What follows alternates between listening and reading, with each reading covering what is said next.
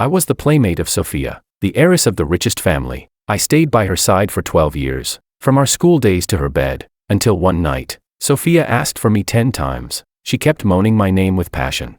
But I didn't feel a thing, because her true love had come back, and I had always just been his substitute in her eyes. So, I left quietly.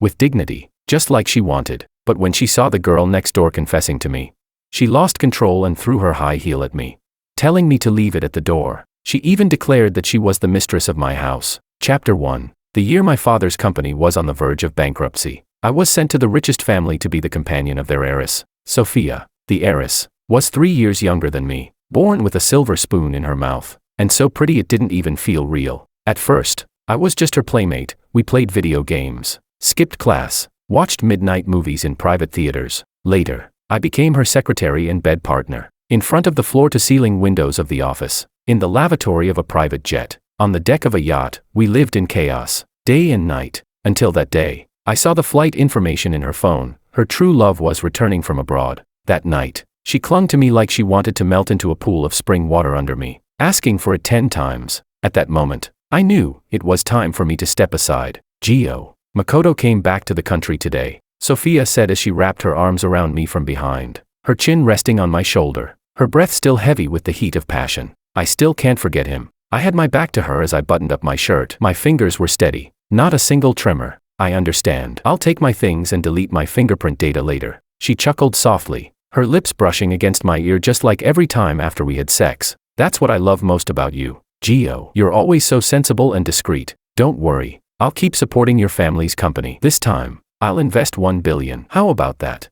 I curled my lips. Thanks. Why are you thanking me? She kissed my earlobe, her voice sticky sweet like she was acting cute. You grew up with me, Gio. I can't live without you, no matter who else is around. We're just ending the playmate part. You'll still be my secretary, and I'll always protect your family. No need, I said calmly as I fastened the last button of my shirt and turned to look at her. I've decided to low. Before I could finish, her phone rang. Sophia, your Prince Charming is back. He's throwing a welcome party at a bar in the East District. You coming?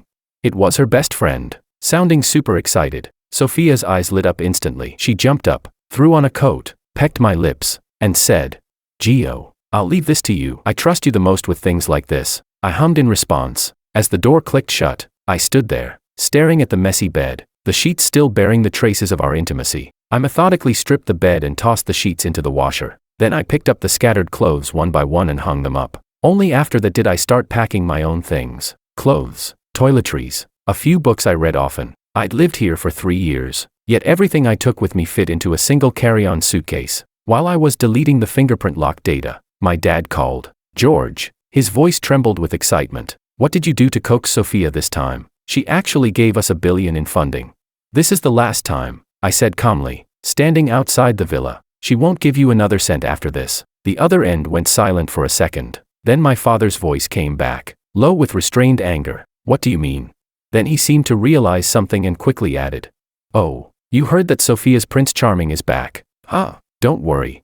You've been by her side for so many years, she won't be able to leave you. So what if he's back? You keep being her secretary and enjoy the perks.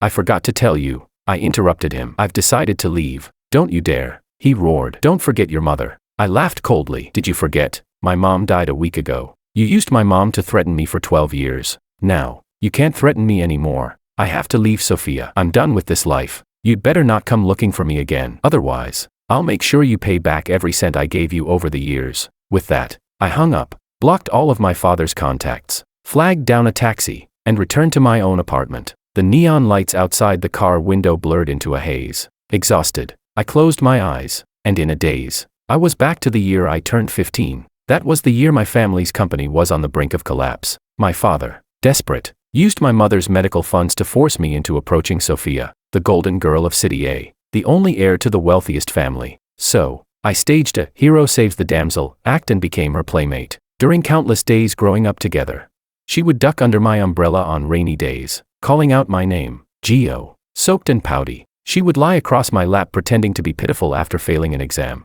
And when my dad's company hit a financial crisis, she'd casually say, "How much are you short? I'll have my dad wire it over." Then she grew up. She had her first crush, Makoto. She was full of anxiety, asking me, "Gio, do you think, if I confess and he rejects me, Would we not even be friends anymore? It was clear to me then, she was madly in love with him. That paralyzing fear of loss kept her from ever confessing. She just watched him date girl after girl, until one day, he left the country. During that time, Sophia drowned herself in alcohol, getting drunk nearly every day, until one night, she mistook me for Makoto and dragged me into a reckless, chaotic night. When she was on top of me, her breath reeked of alcohol. The next morning, she cuddled into me and whined. Gio, you were amazing. Last night with you made me forget all the pain. She rubbed her cheek into the crook of my neck. Gio, will you stay with me? Help me move on from him. And so I stayed. For 3 whole years. Everyone thought I was hopelessly in love with her. No one knew. I didn't like Sophia. I wasn't into faux sibling romance. This relationship, built on manipulation and purpose, felt like selling my soul. Every single day was torture. Now, my mother was gone. In the depths of grief, I felt, strangely freed. The last thing my mother gave me was her love, and the chance to finally live without compromise. The next day, the first thing I did at work was hand in my resignation. The HR rep looked at me in shock. George, you're quitting. Does Chairwoman Kim know? I smiled faintly. Isn't quitting just a normal thing? But Chairwoman Kim relies on you. No one's truly indispensable, I said, sliding my resignation form across the desk. Just send it for her approval. Before the end of the day, HR called me over hesitantly. Chairwoman Kim has approved it. He paused, then added awkwardly. It's just, she might not have noticed it was you resigning. Should we tell her? Chapter 2. I let out a faint chuckle. No need to tell her specifically. Just follow the regular procedure. Sophia had just gone to Makoto's welcome back party yesterday. Today, she was in such a good mood that she couldn't even be bothered to show up at the office. There's no way she would notice something so trivial. Over the next 2 days, Sophia still didn't come to work. Meanwhile, I was busy with immigration paperwork and tossing out everything in my apartment related to Sophia, one by one, the expensive jewelry, the limited edition luxury cars. Even those little trinkets she casually gave me, I didn't want any of it. Then, on the evening of the 3rd day, my phone suddenly buzzed. I know you've slept with Sophia countless times, but now I'm with her. You'd better stay away. She'll never like an emotionally dull old man like you. I frowned and was about to ask who sent the message, when a call from Sophia popped up on my screen. Gio, come downstairs, she said, sounding more cheerful than she had in a long time. A black Maybach was parked at the curb outside the company. Sophia was leaning casually against the car door in a laid-back outfit, sunlight casting a flickering glow across her bright, stunning face. For a moment, I thought back to when we were 15. She used to wait for me outside the school gate in the exact same way. I'm taking you somewhere. She raised a brow and opened the car door. I didn't expect the destination to be a shopping mall. Sophia dragged me through every luxury store, holding pieces up against me one after another. Like it. I stared at my reflection, surrounded by high-end brands, and felt a strange mix of emotions. You don't have to buy me these, Gio. She suddenly leaned in close, her breath warm against my ear. You and Makoto are about the same size. If you like it, he'll definitely like it too. I froze. So, this was for Makoto. You two are together now. Sophia's eyes sparkled like a child who just got a piece of candy. I confessed at the party that night. Turns out he liked me too. He just never knew how I felt. Didn't dare believe I could like him. That's why we kept missing each other. She rambled on and on, like a girl caught in her first crush. I listened quietly, and that nasty text message suddenly resurfaced in my mind. I hadn't known who sent it before, but now, everything was crystal clear. Sophia, I gently interrupted. What do you like about him? He's so sincere, so kind. She answered instantly, totally different from other guys. I recalled the words from that message, old man, just a fling, kindness. Didn't exactly seem that way. After a pause, I said, he might not be the person you think he is. Sophia's smile vanished. Her lips were still curved upward, but her eyes had gone cold. Gio, I thought you were the mature one. Her slender fingers brushed a strand of hair away from my face. The gesture gentle, yet laced with warning. Don't slander someone I cherish, just because you're jealous. She may have been young, but as the heiress of a top-tier family, her presence had always been powerful. Feeling that sudden pressure from her, I realized I'd crossed a line. Sorry, I chose silence in the end. And didn't show her that text. On the way back, Sophia brought up Makoto again. She said he loved antiques, and told me to go to an upcoming auction to buy them all. All right, I replied calmly. But jewelry alone isn't enough. Add some calligraphy and paintings. Sophia gave me a surprised look. Gio, you're not jealous anymore? Jealous? I had never loved her. So what was there to be jealous of? I only spoke up because I didn't want her to get hurt. Just as I was about to respond, Sophia's phone rang. She answered, and Makoto's panicked voice blared through the speaker. Sophia. I've been kidnapped, please help. Her expression changed instantly. She quickly pulled out her phone to locate his signal. Once the location was confirmed, she spun the wheel hard, doing a sharp U-turn. I wasn't ready. The inertia slammed me against the car window. My forehead split open, blood pouring down, but Sophia didn't even glance at me. She floored the gas, racing toward the hotel rooftop. There, the man holding Makoto hostage was the bankrupt owner of a company the Kim family had crushed. He had a knife to Makoto's throat. Sophia, he roared. You ruined my family, now I'll make you lose the one you love. I held a hand over my bleeding forehead, watching as Sophia hesitated for only a second, then smiled. In business, you win some, you lose some, maybe grow a thicker skin. Then she yanked my arm around hers. And besides, you really suck at this. That's not my boyfriend. The man next to me is. She smiled with cold contempt, then leaned close and whispered in my ear. Gio, forget them, let's go. But despite her words, her steps as she turned to leave were slow, too slow, and in that moment, I understood her plan. Sophia was using me as bait, to buy time, to trade me for Makoto's safety. Chapter 3. The kidnapper really fell for it. He released Makoto and lunged at me before I even had time to react. His arm clamped tightly around my neck as he dragged me backward toward the edge of the rooftop. I heard Sophia shouting my name, her voice filled with a panic I had never heard before, but it was already too late. My back hit the railing, and the next second, a sudden sense of weightlessness surged through me. The wind howled past my ears, and my heart felt like it was about to burst out of my chest. From over 20 stories high, it only takes a few seconds to fall. I closed my eyes. The last thought that flashed through my mind was, the little girl from back then had finally grown up enough to sacrifice me without hesitation, for the person she loved.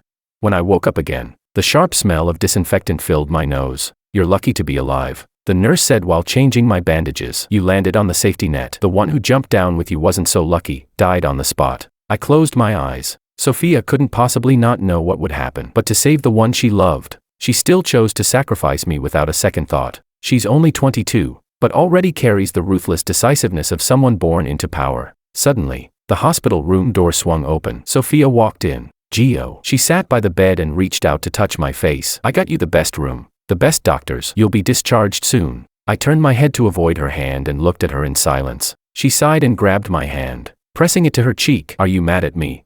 I didn't have a choice at the time, she said softly, rubbing her face against my hand, her eyes wet and glimmering, just like when she used to act cute as a kid. Gio loves me so much. Just forgive me this once, okay? I pulled my hand back. What made you think I love you that much? She paused, then chuckled. If you didn't love me, why would you stay by my side all these years? For money, I answered in my head, but didn't say it out loud. You should go take care of Makoto, I said, closing my eyes. He must have been scared out of his mind. Sophia didn't hold back. He was, and I said some things to save him. He's still upset. I need to calm him down. She stood up and smoothed her skirt. Gio, I'll come see you again when I have time. She never came back after that. Sometimes, when I passed by the room next door, I'd catch glimpses of what was going on through the half-open door. Sophia feeding Makoto spoonfuls of porridge. When he frowned and said it was hot, she blew on it gently before giving it to him. When he said he had nightmares, she cradled him in her arms and comforted him softly. Most of the time, they were kissing like no one else existed. Sophia's hands rested on Makoto's shoulders, her kisses deep and full of emotion. Watching this, I didn't feel a thing. On the day I was discharged, I ran into Sophia and Makoto at the hospital entrance. George. Makoto jogged over and threw an arm around my shoulder. I owe you big time. If not for you, I would have been the one who got hurt. Let Sophia drive you home. He smiled brightly, as if that provocative text message had never existed. On the way, Makoto and Sophia chatted animatedly. I sat in the back seat, so quiet I may as well have not been there. Then Makoto suddenly turned to me. George, all the years I was abroad, did Sophia date anyone else back here? The car fell silent in an instant. Sophia's fingers tapped the steering wheel unconsciously, betraying a hint of tension. I smiled. Yeah. Makoto's face darkened. Who? You. He froze. Sophia's only ever loved one person, I said calmly. She's never forgotten you, not even for a day. On your birthday, she buys a cake and sits alone in your favorite restaurant until it closes. There's a warehouse on the west side of the city filled with gifts she bought whenever she missed you. She flies to Europe every week, just to secretly see you near your campus. Makoto's eyes grew misty as he listened, but Sophia's gaze met mine in the rearview mirror, complicated and unreadable. For once, she dropped Makoto off first, then drove me alone. She pulled up in front of my apartment building and grabbed my wrist. Gio, what did you mean by what you said earlier? Didn't I play the wingman well? I smiled faintly. Seeing how touched Mr. Ito was, I figure those words will only make your relationship stronger. Sophia narrowed her eyes. I'm asking why you said it at all. She leaned in, her breath warm against my face. No matter how mature you act, I'm still the one you like. How could you say all that so calmly, about how much I love someone else? I tugged at the corner of my lips and sighed silently in my heart. Because I don't love you, Sophia. Chapter 4. I didn't answer Sophia's question. I simply replied calmly. You don't like me being this way.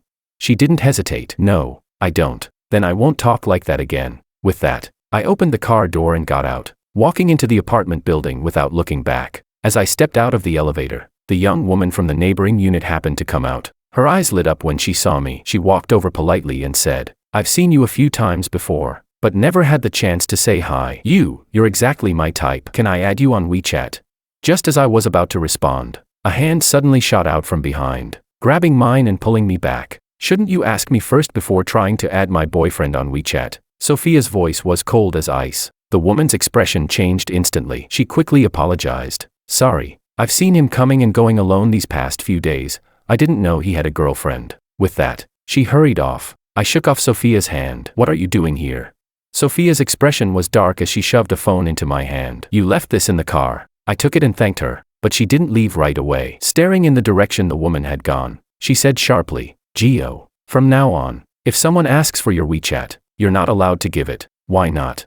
Just don't. She kicked off her high heels and threw them at me. Leave these by the door. People should know a woman lives here. When I didn't move, she walked over, picked them up herself, and placed them right on the doormat. Get some rest. She turned and left with a cold expression. I watched her walk away until the elevator doors closed. Then, without emotion, tossed the pair of expensive custom heels straight into the trash. 3 days later was the company's anniversary gala. I was outside the venue double-checking the event rundown when I suddenly got a message from Sophia. Come to the dressing room now. When I opened the door, Makoto was sitting on the sofa, red-eyed and clutching a shredded suit. George, how could you give me a suit like this? His voice trembled. Are you trying to make me a joke at the gala?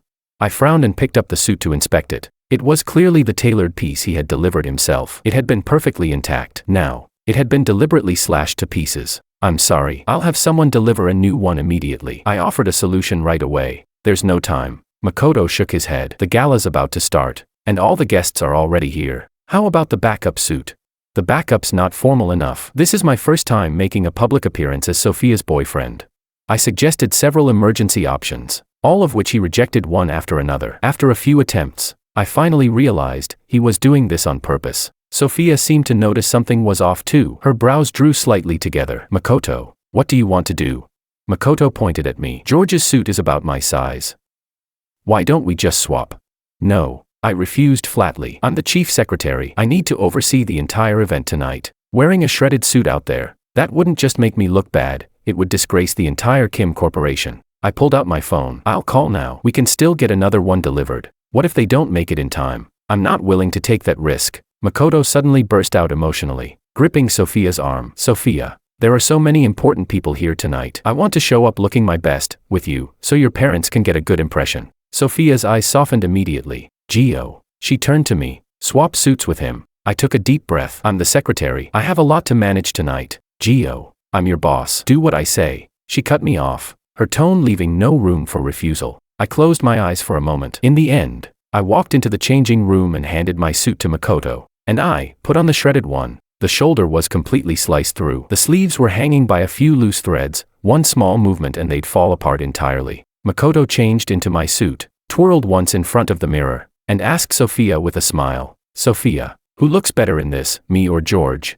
You. Sophia replied without hesitation. Makoto shot me a smug look. George, hurry up and come out when you're done. The gala's depending on you. After the door closed, I stared at myself in the mirror for a few seconds. Then, without a word, I ripped off the dangling sleeve, tightened the back of the jacket to make it look like a tailored vest, loosened the collar of my shirt, and used a black leather strap to wrap around my exposed arm, emphasizing the clean muscle lines. If I was going to look like a mess, I might as well own the mess completely. Chapter 5. When I reappeared at the dinner banquet, all eyes immediately turned toward me. Damn, Secretary Wong looks so good in that suit.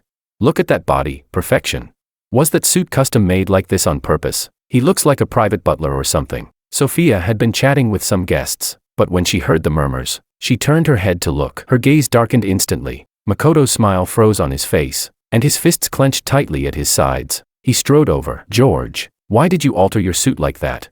There was no way to wear it properly without making changes. I replied calmly. I'm Kim Corporation's secretary. I have to think about the company image. Makoto's expression turned ugly, but he couldn't lash out here. Instead, he wrapped an arm around Sophia's shoulder and said, Sophia, let's go offer toasts. Sophia frowned. You can't drink. Isn't George here? He can drink in my place. Sophia paused. So did I. Everyone in our social circle knew I was allergic to alcohol. With Sophia's protection, even though I was just a secretary, no one had ever dared force me to drink over the years. But now, with just a casual line from Makoto, Sophia only hesitated for a second, then agreed. She glanced at me and said flatly, keep up. After that, Makoto deliberately took Sophia from table to table, offering toasts. At each stop, he'd turn and smile at me, saying, George, this one's for you. Glass after glass. I drank them all. My throat burned so badly I could barely taste the liquor anymore, just the constant rush of blood rising up. My stomach churned violently. I couldn't hold it in any longer and rushed to the restroom, throwing up until the world spun. By the end,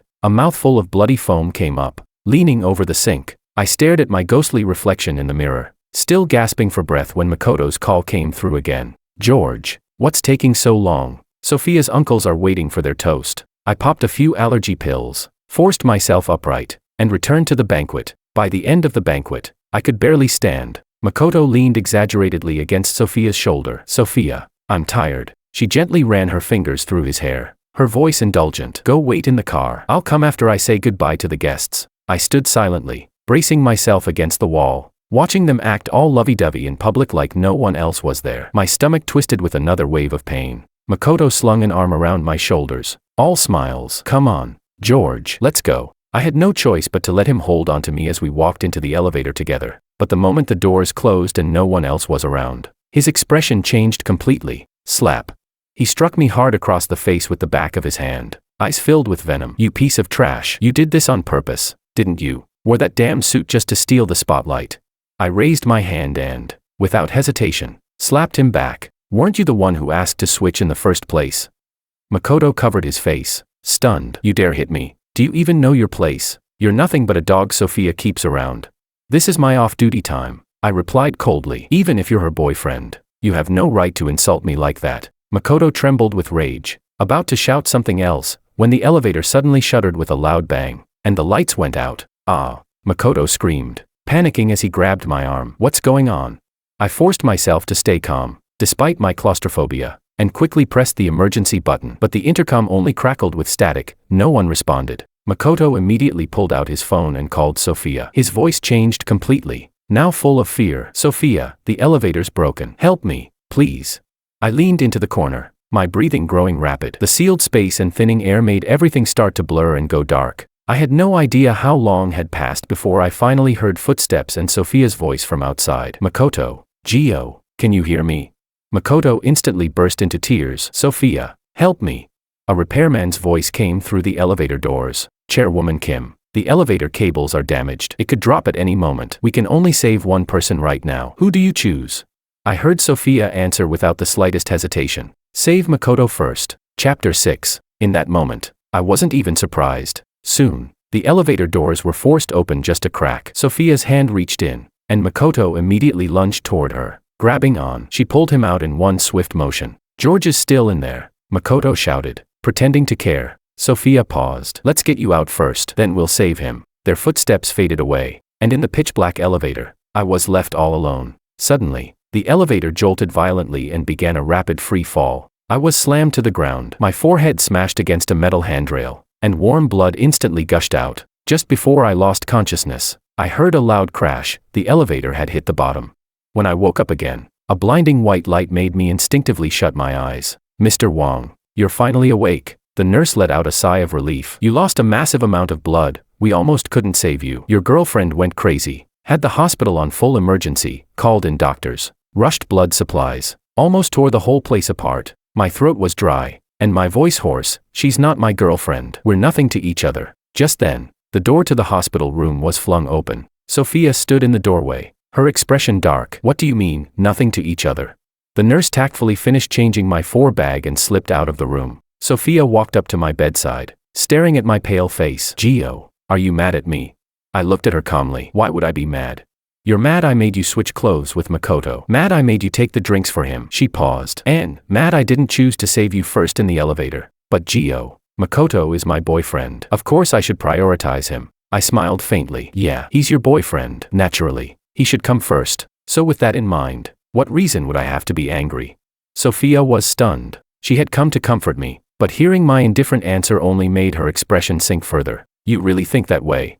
I do. Sophia felt a nameless fire well up in her chest, but I didn't give her a chance to speak more. You should go take care of Makoto. He must be scared out of his mind. She stared at me for a few seconds, then finally turned and left, her face cold. But after leaving the room, Sophia didn't head straight to Makoto. Instead, she stood at the far end of the corridor and made a call to her childhood friend. Let me ask you something, she said, leaning against the wall, her face clouded. If someone who really liked you suddenly stops getting jealous when you treat another guy well, what does that mean? A soft laugh came from the other end of the line. What else could it mean? They like you too much. Sophia frowned. What do you mean? Immature love gets jealous, her friend teased. But the deeper kind, that one waits silently. That guy, he probably loves you to his core. Don't you get it? Sophia's strange frustration vanished in an instant. The corners of her lips lifted involuntarily into a smile. That sports car you liked in the garage, it's yours now. Holy shit, her childhood friend exclaimed. A few words just earned me a couple $100 million. Keep the favors coming.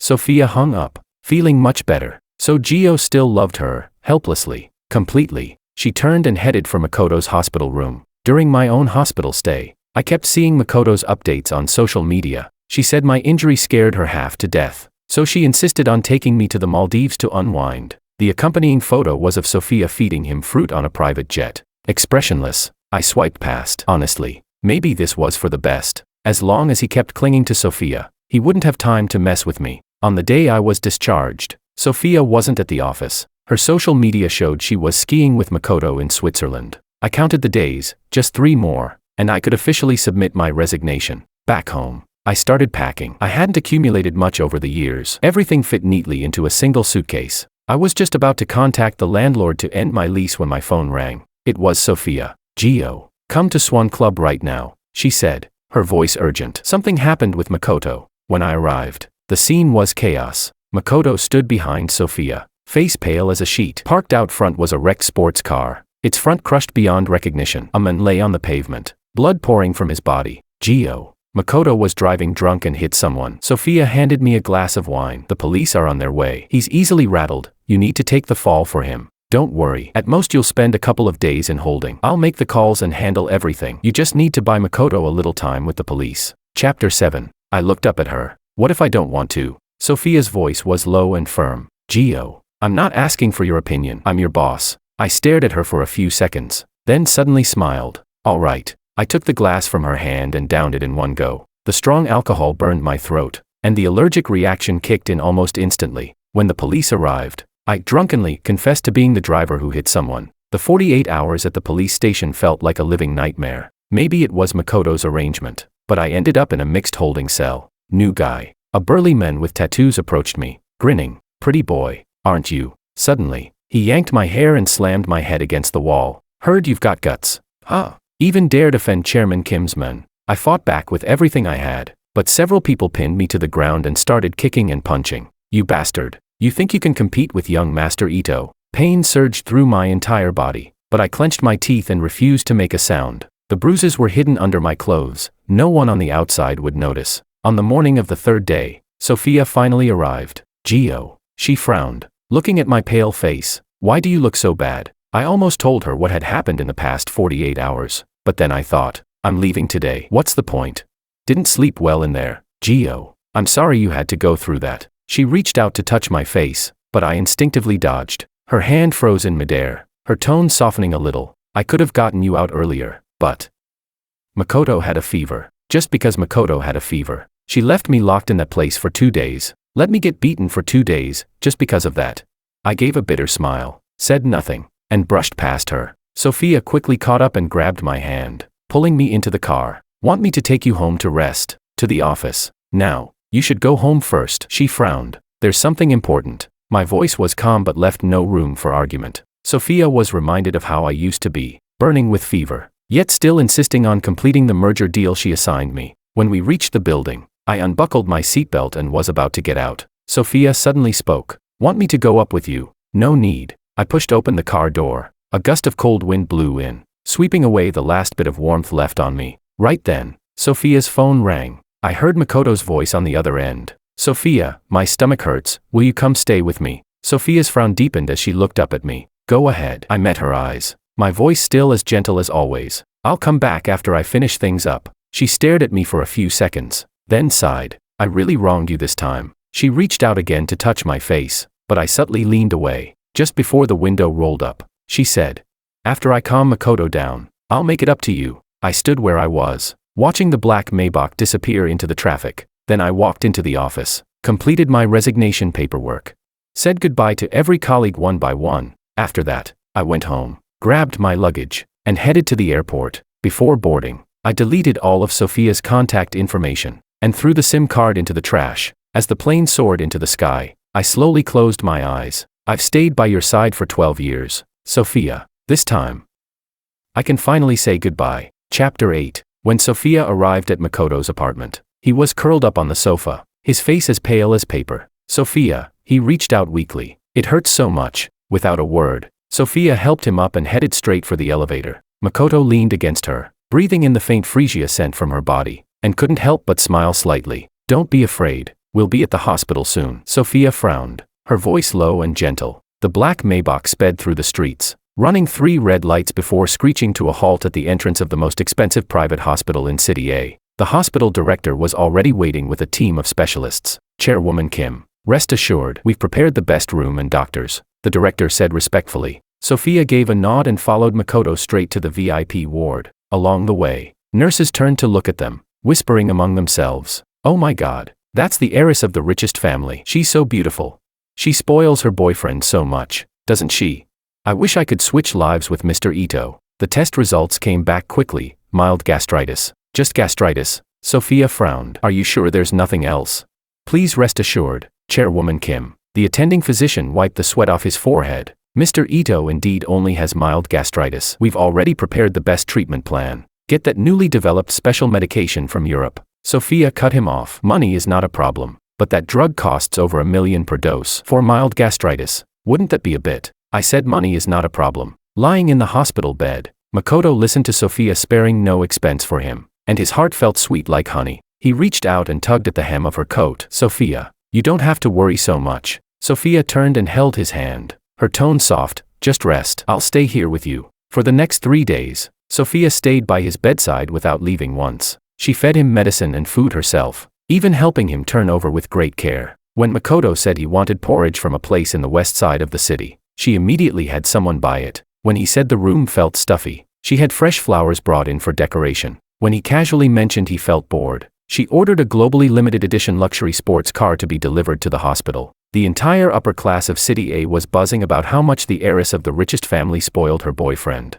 On the day of discharge, Sophia personally drove to pick up Makoto. Sophia, Makoto sat in the passenger seat, hesitating. I feel so lonely living alone. Sophia focused on driving. We're boyfriend and girlfriend now. His ears turned red as he spoke quieter. Can I move in with you? Sophia's hand on the steering wheel paused slightly. She remembered that George had already cleared out all the things related to him in the villa. Besides, she really did want to see Makoto every day. Okay, she nodded. Makoto was overjoyed and moved into Sophia's villa that very day. As soon as he stepped in, he excitedly began rearranging the place. Sophia, can we change the sofa to white? How about blue curtains? I want to use this set of bed sheets for the bedroom. Standing to the side, Sophia answered gently every time he asked, sure. But when the entire villa had been transformed, Sophia stood in the center of the living room and suddenly felt a strange sense of unfamiliarity. This place had once been arranged entirely by George, from the furniture to the decorations. Every detail reflected her taste and habits. But now, Sophia, don't you like it? Makoto quickly noticed the shift in her mood. Sophia shook her head and threw herself into his arms. How could I not? If you like it, then I like it too. Chapter 9. In the days that followed, Makoto used his post-hospital blues as an excuse to ask Sophia not to go to work and to spend all her time with him. Sophia agreed without hesitation, taking him to various high-end venues. At a Sotheby's auction, Makoto took a liking to an antique vase. Sophia raised her paddle and bought it for 100 million. At a Michelin 3-star restaurant, he casually mentioned that he liked the chef's cooking. Sophia immediately hired the chef as their private cook, even while window shopping. When he glanced twice at a suit on display, Sophia contacted a designer to have a one-of-a-kind piece custom-made. The entire social elite circle was buzzing. Sophia was spoiling Makoto to the heavens. That night, Makoto knocked on Sophia's bedroom door wearing only a bathrobe. Sophia, he stood at the doorway, his ears flushed. "Tonight, can I sleep with you?" Sophia was reading documents. She looked up at him, her gaze lingering for a moment before shifting away. "Makoto, go back to your room." Makoto's eyes instantly reddened. "Is it because you don't like me anymore?" Sophia immediately got up, walked over, and leaned into his embrace. She lifted her head and kissed his lips. The kiss was tender and lingering, not ending until Makoto's palms turned hot with tension. "How could I not like you?" She cupped his face, her voice low and intimate. "It's because I like you so much that I treasure you. I want to save our first time for our wedding night." "Okay." Only then did Makoto smile and nod. Then, "Good night, good night." After closing the door, Sophia returned to her bed but couldn't fall asleep. She stared at the ceiling and suddenly remembered her first time with George. She had been drunk then, mistaking George for Makoto, and had foolishly slept with him. The next morning, he didn't say a word. He quietly got dressed and prepared her breakfast like usual. Every time they were intimate afterward, it was George who gently guided her, teaching her how to please a man. His body had been warm and firm. He always held back, waiting patiently for her to adjust. Thinking about it, Sophia couldn't help having a physical reaction. She felt the changes in her body and finally realized it had been almost 2 weeks since she last saw him. Ever since she made George take the fall for Makoto, he hadn't contacted her. He was probably going crazy missing her, but didn't dare disturb her and Makoto. George had always known when to advance and when to retreat. Thinking of this, she decided to bring him a gift and visit him at the company tomorrow. After all, she had promised to make it up to him. The next day, Sophia stood before her jewelry rack, her slender fingers brushing past rows of necklaces. In the end, she chose the pair of sapphire pieces George had gifted her last year. As she adjusted them in the mirror, Makoto walked in and wrapped his arms around her waist from behind. "Sophia, are you going out today?" She glanced at the hands around her waist, her tone gentle. "I'm going to the office." Makoto blinked. "Why the sudden visit to the office?" Sophia didn't intend to hide it. "I asked Gio to take the blame last time. I should repay him." As she spoke, she took a velvet jewelry box from the drawer. Inside was the set of treasures she had just won at Sotheby's the night before, an emerald-cut diamond, a pair of sapphire cufflinks, and a diamond-studded watch. Makoto stared at the watch, his nails unconsciously digging into his palm, though he kept an innocent smile on his face. "Can I come with you? I owe George a thank you too." Sophia didn't think much of it and nodded. Half an hour later, the black Maybach pulled up in front of Kim Corporation's building, holding Makoto's hand. Sophia entered the elevator. Along the way, employees turned to look at them. "Chairwoman Kim and Mr. Ito really are a perfect match. I heard she's been spending money on him like crazy." Totally whipped, the elevator doors opened to the CEO's office area, a hub of activity. Sophia looked around, but didn't see any sign of me. Chapter 10. Which office is George's? Makoto asked curiously. His office used to be right next to Sophia's, but now it was empty. No one was there. Sophia was just about to go ask around when Makoto suddenly cried out, "Ouch!" and collapsed sideways. "Sophia," he gasped, grabbing her arm. "I think I twisted my ankle." Sophia immediately crouched down to check. "Does it hurt?" "A little," Makoto put on a brave face. "You should go find George first. Don't worry about me. Don't say something so silly." Sophia helped him up, then turned to the nearest secretary. "Give these jewelry pieces to Secretary Wang. Tell him they're from me." Secretary Lisa stood frozen, looking confused. "Say Secretary Wang. Is there a problem?" Sophia's tone cooled. "And no problem." Lisa quickly took the jewelry box and watched as Sophia helped Makoto away. The moment the elevator doors closed, the executive office area erupted into whispers. Chairwoman Kim doesn't know that Secretary Wang already resigned. It's been quite a while now. Secretary Wang didn't even tell her he was leaving. Come to think of it, no one's heard from him lately. Originally, Sophia wanted to take Makoto to the hospital, but he said he was tired of being there and it was just a mild sprain. Resting at home would be enough. She didn't insist and brought him back to the villa. In the living room, she knelt on one knee, gently massaging ointment into his ankle. Makoto gazed down at her lowered eyes and soft features, unable to hold back his feelings. "Sophia, I really like you." Her hands paused. She looked up at him, then smiled faintly. "I really like you too." Makoto leaned in to kiss her, but she turned her head to avoid him. Don't mess around, I'm applying medicine, she said softly, though her tone left no room for argument. In the days that followed, Makoto kept finding ways to cling to her. He said he wanted to see the northern lights, so Sophia chartered a private jet and flew him to Norway. He said he was craving a rare limited edition dessert, and she had it airshipped immediately. Even when he woke up in the middle of the night from a nightmare, she would drop everything to comfort him back to sleep. For a full week, George didn't cross Sophia's mind, until one night at a business gala, Makoto suddenly doubled over in pain, clutching his stomach. Sophia, my stomach hurts. Sophia immediately held him close. What's wrong?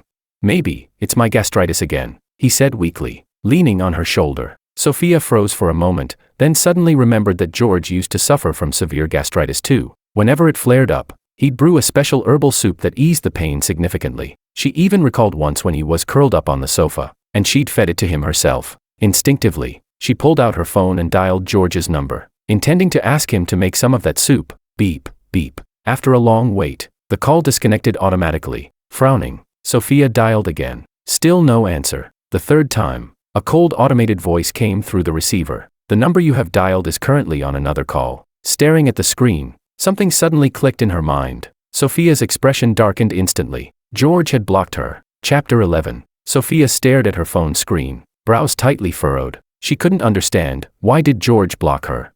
Was it because she made him take the fall last time? But hadn't she already apologized with those jewelry gifts? Or, maybe he didn't like them.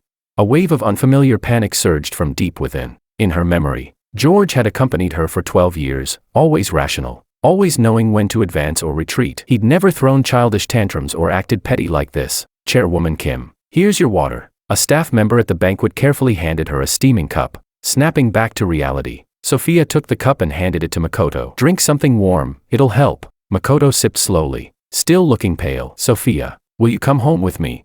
Makoto, I have something important to deal with. Sophia refused him for the first time. Go rest at the hotel for now. Once the pain passes, the driver will take you home. Makoto was startled by the seriousness in her expression, thinking something major had happened at the company. He didn't dare push further. Then, go ahead. I'll be fine. Sophia leaned down and kissed his forehead gently. I'll come home to you once I'm done. As soon as she left the banquet hall, she practically ran to the parking lot. She jumped into the car, floored the gas, and the black Maybach shot out like an arrow released from the bowstring. 20 minutes later, the car screeched to a stop in front of my apartment building. Sophia took the stairs two at a time and stopped at a door she knew well. She raised her hand and knocked. Geo.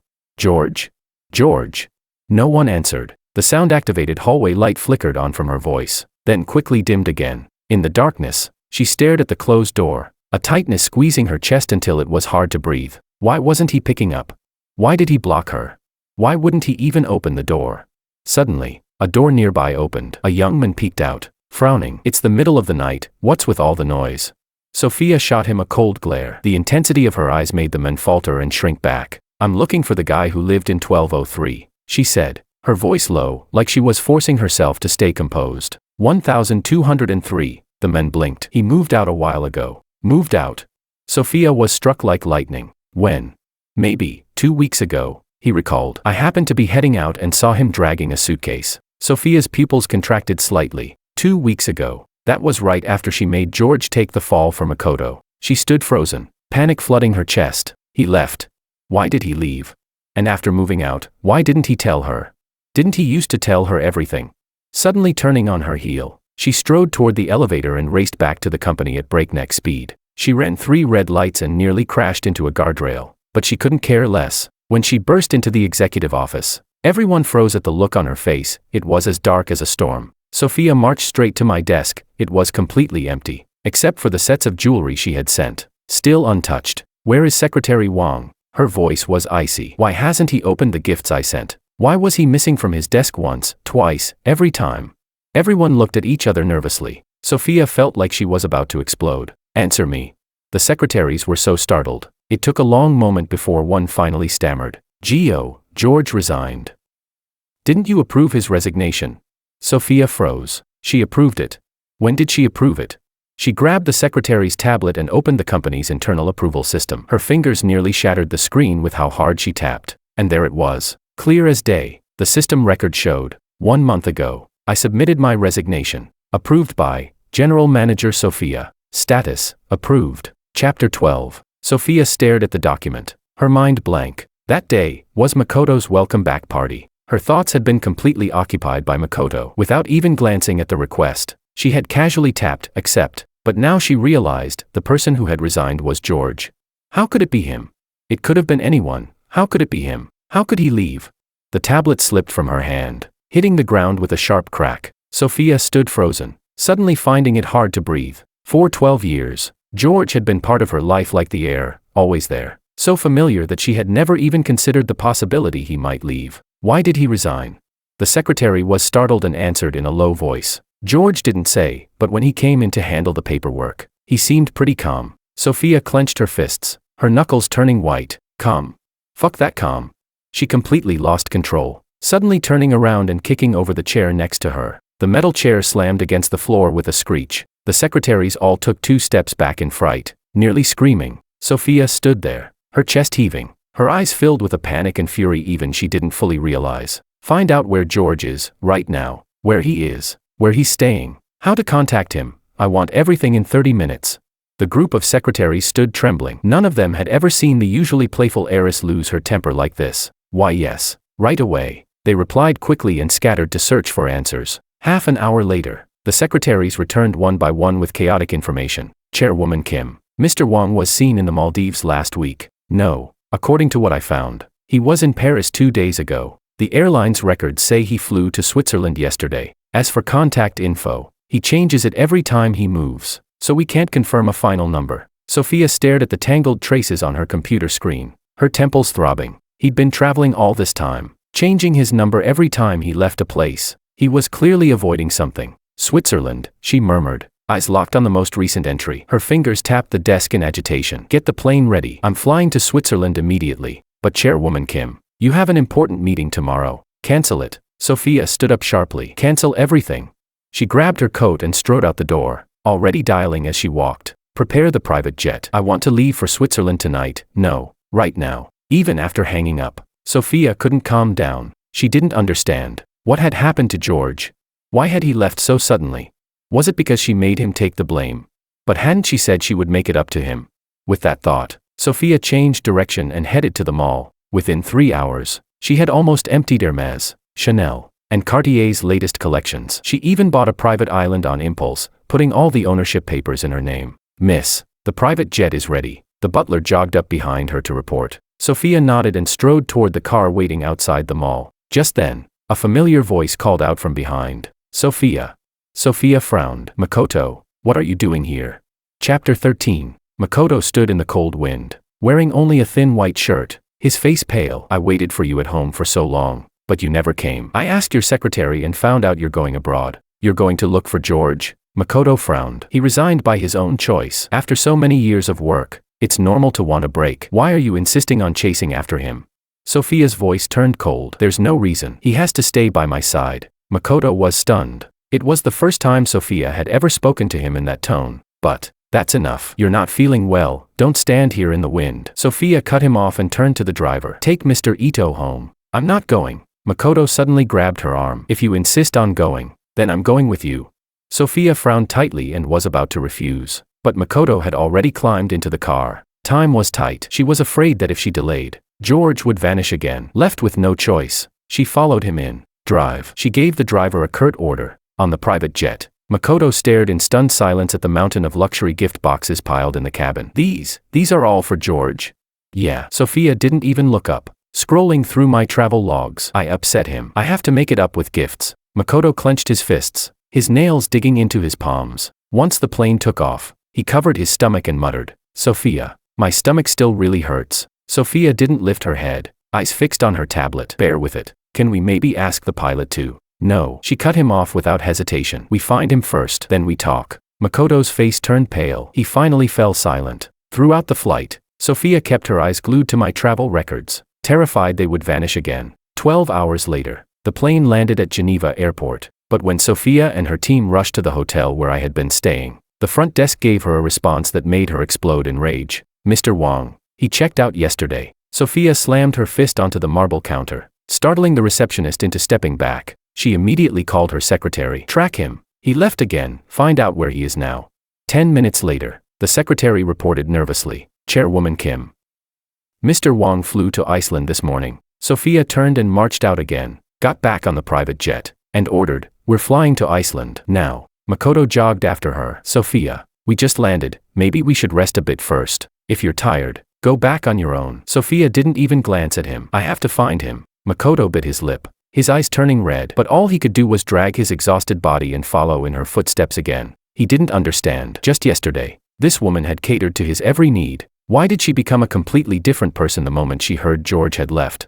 Another dozen hours of long flight. By the time they landed in Iceland, Makoto's face was ghostly pale and his legs were trembling. But Sophia didn't even spare him a glance. As soon as she got off the plane, she rushed to the hotel George had booked. "Mr. Wong, he checked out this morning," the receptionist replied politely. "I heard he's heading to Norway to see the northern lights." Sophia's expression darkened instantly, terrifyingly so. Without another word, she turned on her heel and headed out. Continue to Norway. Chapter 14. Sophia. Makoto finally couldn't hold back and grabbed her arm. "We've been flying non-stop, can't we rest for a while?" "I told you, if you want to rest, stay behind." Sophia shook off his hand and strode toward the tarmac. "I don't have time to waste." Makoto stood there, tears welling in his eyes. He had never seen Sophia like this, obsessive, frantic, with only one man in her eyes: George. Norway, Denmark, the Netherlands. They chased George's shadow across half of Europe. Everywhere they went, they heard the same thing: Mr. Wong just checked out. A week later, when they found out he'd gone to the Maldives again, Sophia immediately prepared to depart once more. Makoto finally broke. "Enough." He grabbed Sophia's wrist. "Stop chasing him. He's clearly traveling the world. Can't you wait until he's finished before talking to him?" Sophia coldly pulled her hand away. "I can't wait that long." "Why?" Makoto's voice trembled. "Isn't he just your utility guy? Why do you have to see him now?" "He can travel the world, with me," Sophia said as if she hadn't heard his question. "Why did he leave me behind?" Makoto froze. In Sophia's words, he heard overwhelming possessiveness, an emotion he had never seen from her before. Even at their most intimate, Sophia had never shown this kind of almost obsessive attachment. Makoto snapped. "You want to travel the world with him, and me? What am I to you?" Sophia frowned and shook off his hand. "Don't start. Don't start." Makoto's voice suddenly rose. "Sophia, ask yourself, since the day you found out George left, have you even looked at me?" As time ticked by, Sophia checked her watch, visibly agitated. "Makoto, whatever you want to say it when we're back. If we keep delaying, he'll be gone again." "Back?" Makoto sneered. "You think you'll even come back? You look like you're ready to turn the entire planet upside down just to find him." Sophia was silent for a moment, then suddenly said, "Yes, I will find him." Makoto was struck like thunder, stumbling back a step. "Why? Isn't he just a secretary to you? Didn't you always say, he's just Gio, the guy who grew up with you?" "Enough." Sophia cut him off sharply. "I don't have time to explain." "Fine." Makoto took a deep breath. "Then this is your last chance. Come back with me now, and we'll pretend none of this ever happened. Or go find him, and from this moment on, we're done." Completely. Sophia froze. She stared at him for 3 seconds, then answered without hesitation. "Then we're done." "What did you say?" Makoto's eyes widened in disbelief. "You gave me a choice, didn't you?" Sophia's tone was growing impatient. "I choose the second one. We're over. I told you, I don't have time. If I'm late again, he'll be gone." Chapter 15. As soon as she finished speaking, Sophia turned to leave, but Makoto grabbed her sleeve with all his strength. "Sophia, don't you see how ridiculous you're being?" Makoto's voice trembled. "You kept saying you liked me, but during all those years I was abroad, not once did you come find me. And now George has only been gone a few days, and you've completely lost your mind." Tears streamed down his face as he shouted. "What exactly do you feel for him? Have you even figured that out yourself?" Sophia froze. That question was like a knife, plunging straight into her chest. What did she feel for George? For 12 years, he had been like the air in her life, so constant, so ordinary, that she never even considered the idea that he might not always be there. "Chairwoman Kim, the plane is ready." The pilot's voice pulled her from her thoughts. Sophia snapped back to the present, yanked her sleeve from Makoto's hand, and said coldly, "I don't have time to explain. You said you wanted to break up. Fine. I'm going to find Gio. There's only one thing on my mind now. I want him to come back." Makoto's expression crumbled. He chased after her in desperation. "Sophia, stop right there."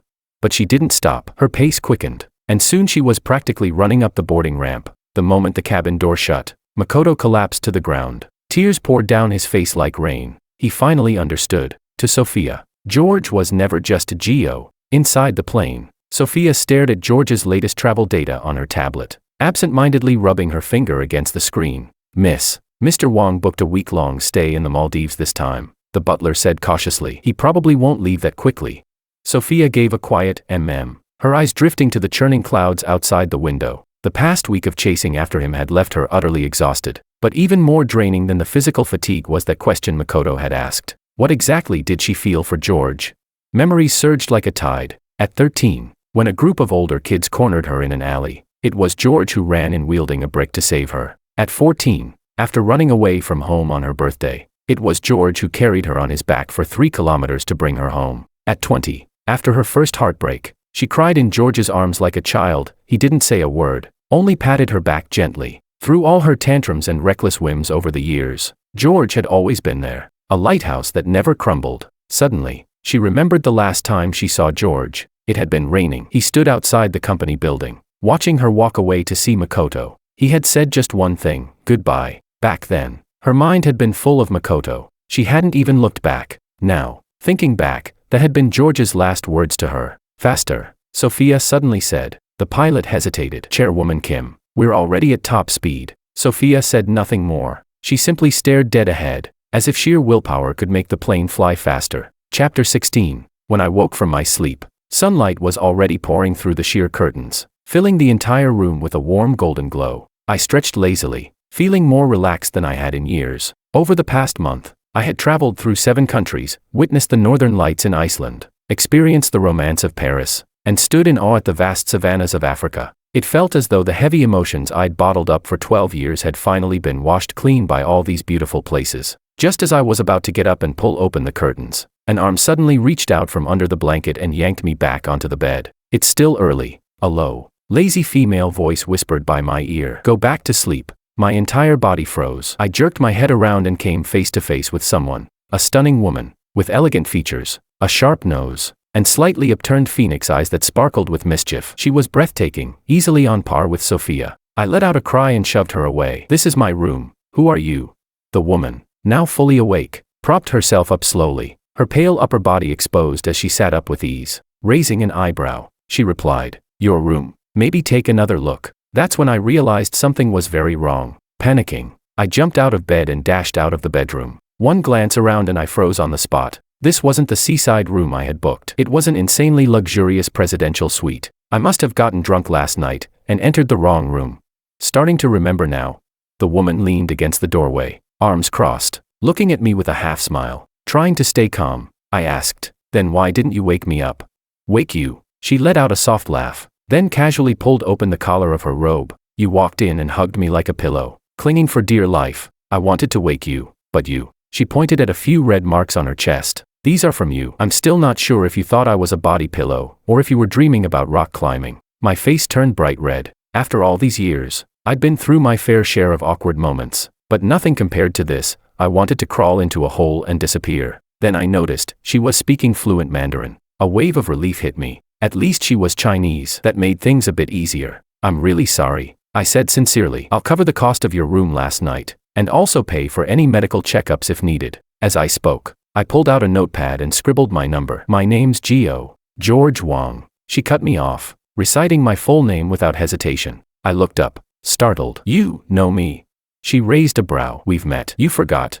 I studied her face closely. There was something familiar about her, but I couldn't place it. Southern City, the Liu family banquet, she prompted. Last March. It hit me all at once. Willow, the heiress of the Liu family, the wealthiest clan in South City. She was a few years older than Sophia and around my age. Back then, I had attended the banquet as Sophia's secretary, spending the entire evening tending to that pampered queen. I never even had a chance to speak to Miss Liu. Chairwoman Liu, I asked uncertainly. Willow curved her lips into a smirk. Impressive that Secretary Wang still remembers me. I've resigned. I corrected instinctively. Well, perfect. Gives me a chance to poach you. Willow sat up and casually slipped on a robe. How about working for Liu Corp? Double the salary. A faint scent of freesia drifted from her body, and I instinctively took half a step back. Sorry, Chairwoman Liu. I'm not looking for a job right now. I'm currently on a world tour. I really apologize for last night. If you need any further compensation, feel free to contact me anytime. With that, I was ready to make a quick escape, but Willow suddenly blocked my path, her gaze burning into me. You know I already have everything. Then what is it you want? I'm short one thing, she said, locking eyes with me. A boyfriend. How about offering yourself as compensation? I froze. You're joking, right? Do I look like I'm joking? Willow's playful smile faded, her eyes growing so serious it made my heart skip a beat. There are so many heirs from powerful families out there, why choose me? I asked, baffled. She suddenly stepped closer, her lips curling into a slow, mischievous smile. Isn't it obvious?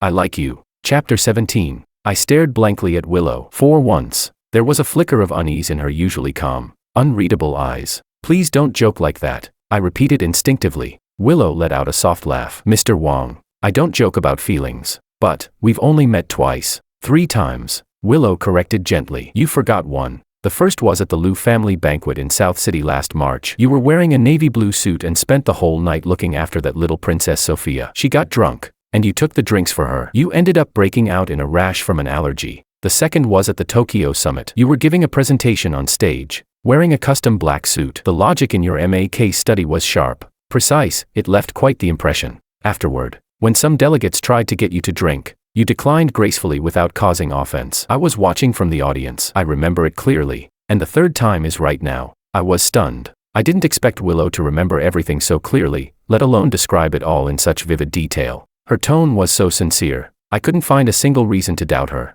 There's been talk in our circle that you're in love with Sophia. Willow continued. So I never acted. But now that you've resigned, it means you've left her. Which means, it's time for me to make my move. Her words were so direct. I had no way to push back. Suddenly, something clicked in my mind. A CEO like Willow, swamped with responsibilities, wouldn't just happen to vacation in the Maldives, and certainly not for business. I stared into her eyes. You followed me here?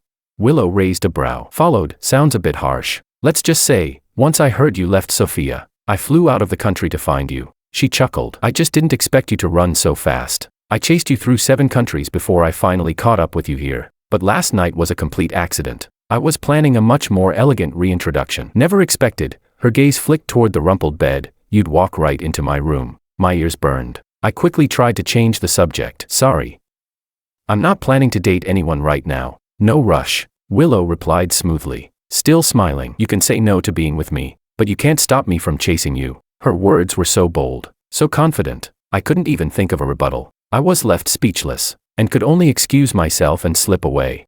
An hour later, I changed clothes and got ready to head to the hotel restaurant. The moment I opened the door, I found Willow leaning casually against the wall across the hall, spinning a pair of sunglasses in her hand. Well, what a coincidence. She smiled. Want to grab breakfast together? I was just about to refuse when Willow cut in. We're going to the same restaurant. You're not seriously going to tell me I can't come, are you? Left with no real excuse, I gave in silently. We walked side by side along the beach. The ocean breeze swept through my hair, and a tiny piece of fluff drifted onto my eyelashes. I reached up, but Willow stepped closer, lifting her hand. Don't move. Her fingers brushed gently against my lashes, so softly it took my breath away. That familiar scent of freesia lingered between us. Just as the moment began to feel unmistakably intimate, a furious voice roared behind us. What the hell are you two doing? Chapter 18. I spun around sharply, and saw Sophia standing not far away, her expression dark and terrifying. For a second, I thought I was hallucinating. What was Sophia doing here?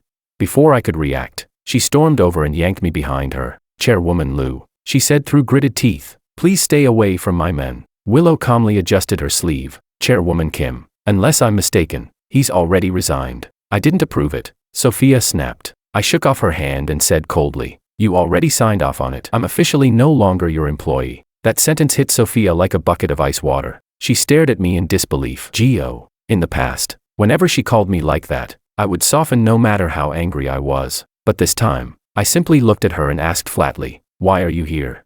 To take you home, Sophia said, reaching out for me. I took a step back. I'm not going back. You have to go back. Her voice rose sharply. I'm going to say, I'm your boss again. I cut her off. You're not anymore. I told you, I resigned. With that, I turned and walked away. Willow gave Sophia a meaningful glance, then followed after me without a word. Sophia stood frozen, her fists clenching so tightly her knuckles cracked. She almost ran after me, but the look I gave her stopped her in her tracks. Instead, she went to the front desk and booked a room, deliberately choosing the one right next to mine. As soon as she entered, she threw off her coat in frustration. George's cold expression kept flashing through her mind, each time stabbing deeper than the last. It hurt so much she could barely breathe. She grabbed her phone and called her childhood friend. I need to ask you something. Sophia's voice was hoarse. My friend, she's a woman. Every time she sees a man close to another woman, she loses it. And just thinking about him leaving for good feels like being torn apart. What does that mean?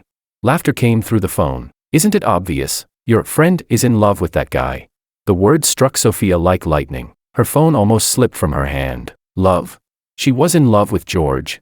Makoto's voice echoed in her mind. You say you don't like him, but the moment he left, you lost your mind like someone possessed. Sophia's heart was pounding faster and faster. That's right. All those years, she never once flew overseas to find Makoto, but the moment George left, she'd gone crazy, chasing him across the world. The moment the realization hit her, a wave of pure euphoria surged through Sophia. Finally, she liked George.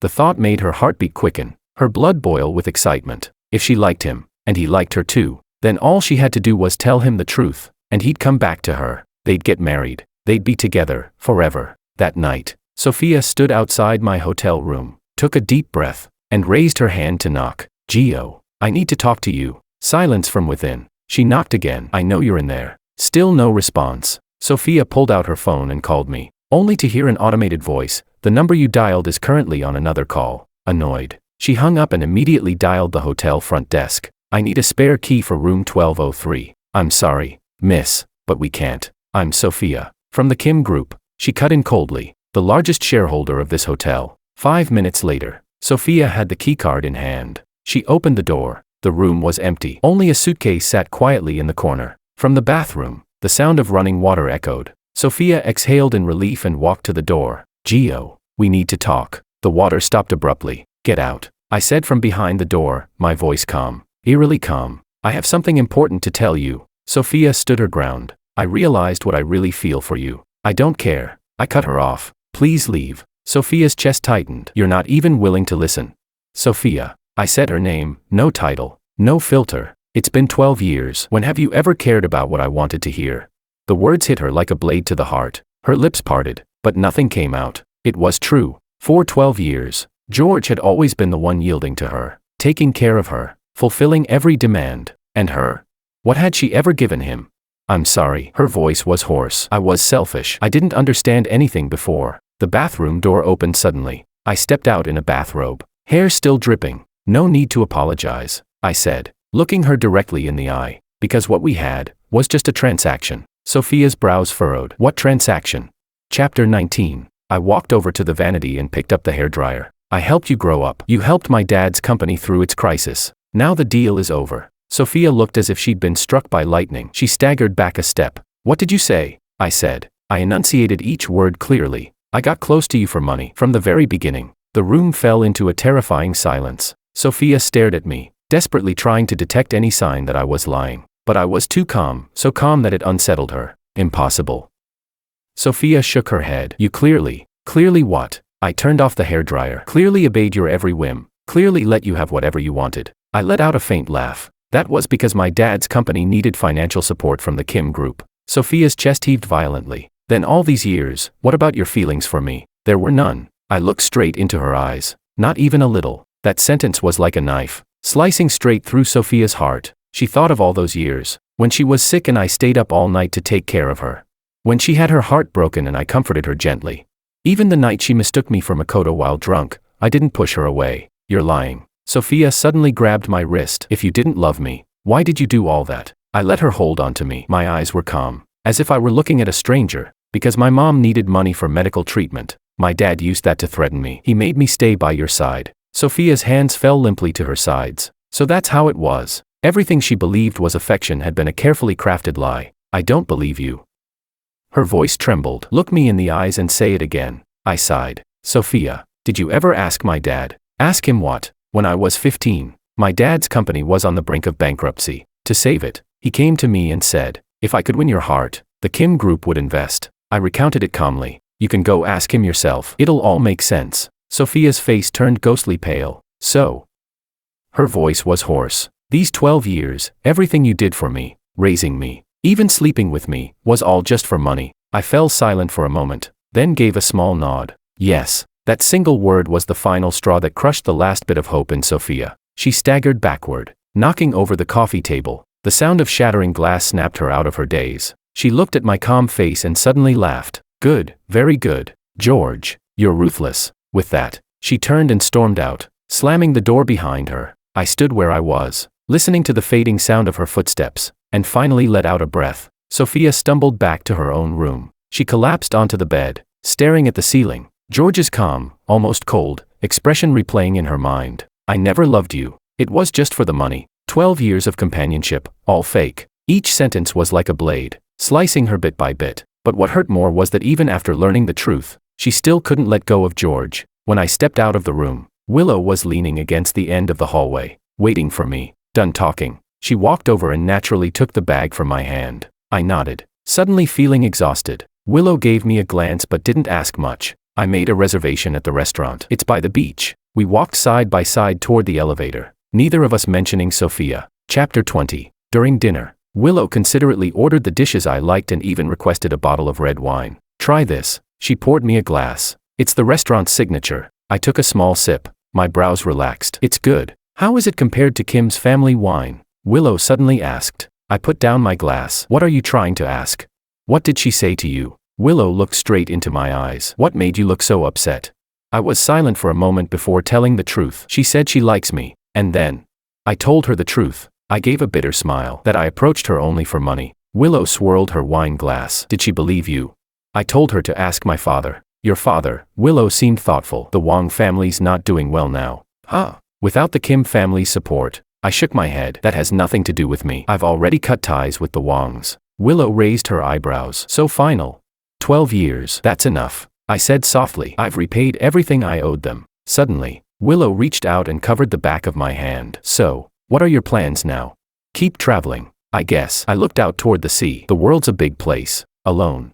I turned back and met Willow's intense gaze. Chairwoman Liu. Call me Willow. She interrupted. Don't be so distant. I gave a helpless smile. Willow, what exactly do you like about me? We barely know each other. What do I like about you? Willow chuckled softly. I like how you pretend to be strong even when you're clearly hurting. I like how you stayed clear-headed even after how Sophia treated you. I like. She paused. Do I really need a reason to like you?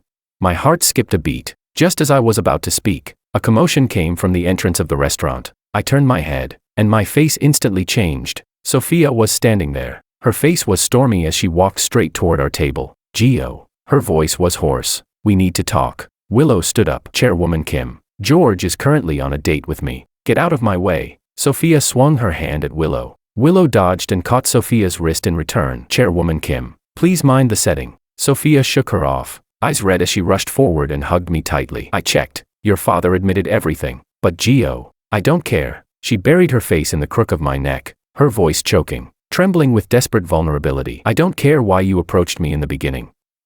I really liked you. So much. Gio.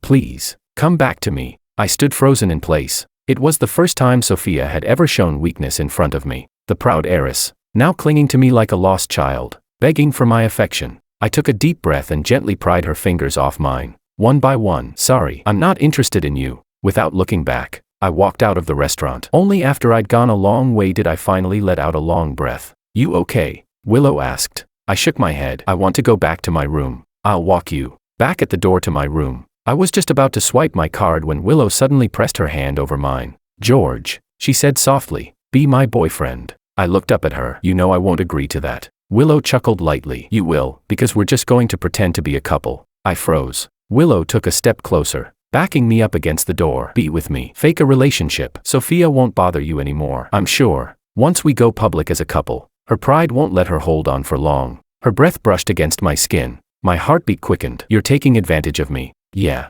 Willow admitted without hesitation. So, will you say yes? I looked at her face, so close to mine, and suddenly smiled. Then I guess I'll have to use you, Chairwoman Liu. Willow's lips curled slightly. It would be my honor. 3 days later, when Sophia appeared in front of me again, what she saw was me and Willow, fingers tightly intertwined. Sophia. I greeted her calmly. This is Willow, my girlfriend. Chapter 21. Sophia's gaze landed on our interlocked hands, and her face turned deathly pale in an instant. Since when? A couple of days ago, Willow replied casually, wrapping her arm around mine. Aren't you going to congratulate us, Chairwoman Kim? Sophia stared at me intently, trying to catch even the slightest crack in my expression, but I simply looked back at her calmly, my eyes steady and unreadable. I don't believe it. Sophia suddenly laughed. Gio, you're really going this far, using a trick like this just to get me to give up? Think whatever you want. I tightened my arm around Willow's. We've got a date to get to. Excuse us. In the days that followed, Sophia seemed possessed, obsessively clinging to me. She sent flowers to my door every day. After I refused them, she started sending my favorite desserts instead. She looked up my schedule and deliberately staged accidental encounters. She even stood in front of Willow, eyes red with tears, and asked, Gio, what do I have to do for you to come back? But I remained unmoved. In front of others, Willow and I played the part of a deeply in love couple, always close, always intimate, so well it almost felt real. Until one day, I stepped outside and suddenly found myself surrounded by several bodyguards. Before I could react, a damp cloth was pressed over my mouth and nose. A pungent chemical smell flooded my senses. I struggled, but quickly lost consciousness. When I came to, I found myself tied to a chair inside an abandoned warehouse. You're awake, a familiar voice called out. I looked up to see Makoto standing in front of me, a twisted smile on his face. Makoto, my voice was hoarse. What are you doing? You know kidnapping is a crime, right? Have you lost your mind? Lost it? Of course I've lost it. Makoto shrieked. Sophia dumped me because of you. How could I not lose it? He yanked my hair back viciously. Do you have any idea how much I loved her? I fell for her the moment I saw her in high school. I waited for years, and just when she finally confessed to me, when things were perfect between us, the moment you came back, everything changed. I gritted my teeth through the pain. You can't force love. Shut up. Makoto slapped me across the face. This is all your fault, if it weren't for you. Suddenly, the warehouse doors slammed open. Sophia burst in. Makoto, let him go.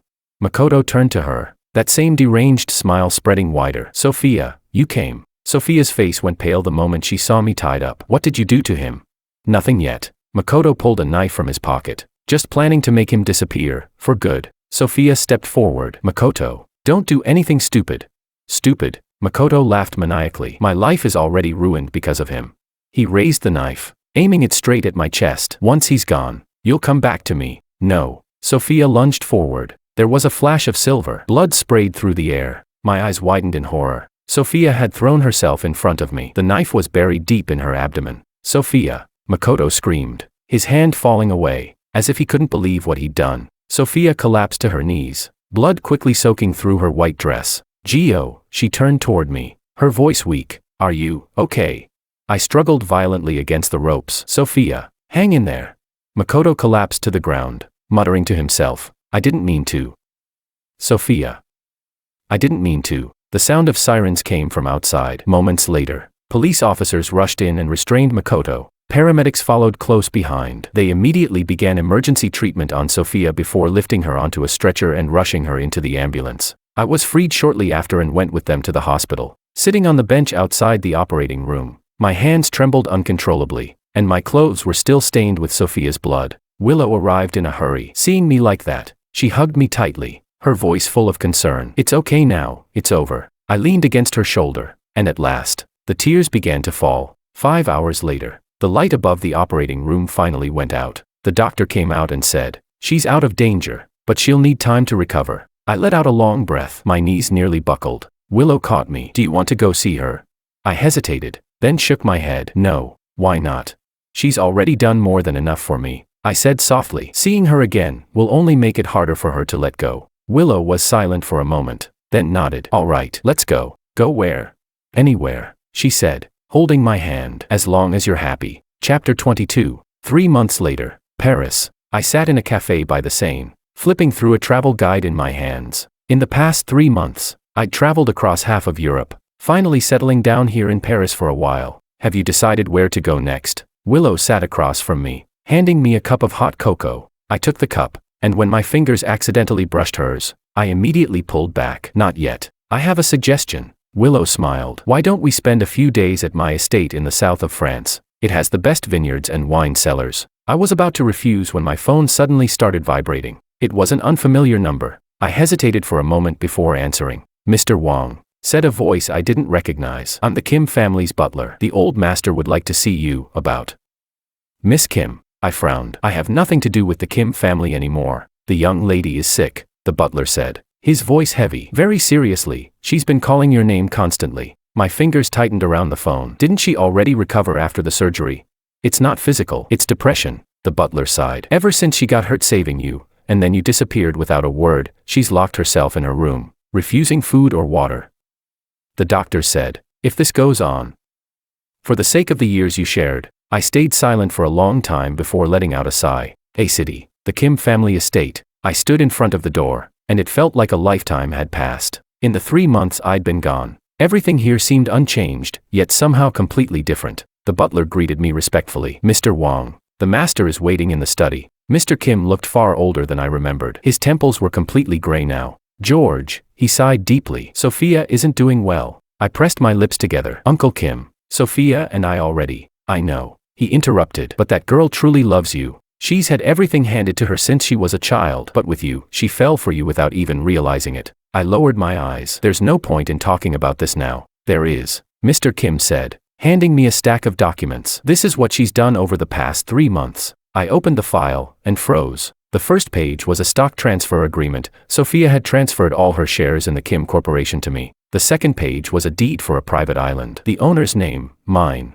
The third page, after she woke up, she spent 3 months looking for you. Mr. Kim's voice was hoarse. When she heard you were in Paris, she bought the next available ticket. But at the airport, she suddenly collapsed from a stomach hemorrhage. My fingers trembled slightly. The doctor said it was caused by long-term irregular eating and extreme mental stress. Mr. Kim sighed. She hasn't had a proper meal since you left. I closed the file and looked at him. Uncle Kim, what do you want me to do?